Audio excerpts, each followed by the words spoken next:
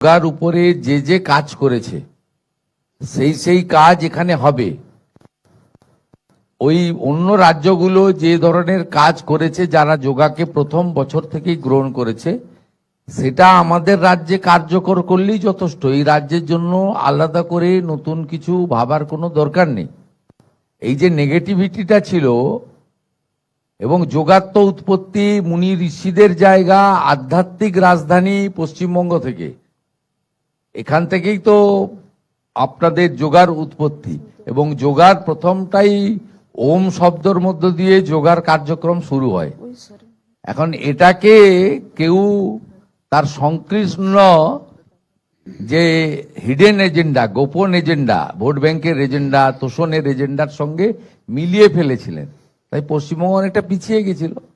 আমাদের বর্তমানে রাষ্ট্রবাদী সরকার মানুষের কল্যাণের জন্য যে যে কর্মসূচি নেওয়া দরকার সেটা নিচ্ছে, এবং আমরা মনে করেছি মূল স্রোতে থেকে এতগুলো রাজ্য, এতগুলো 175টা দেশ তারা গ্রহণ করেছে, আমাদের পশ্চিমবঙ্গে গ্রহণ করা উচিত।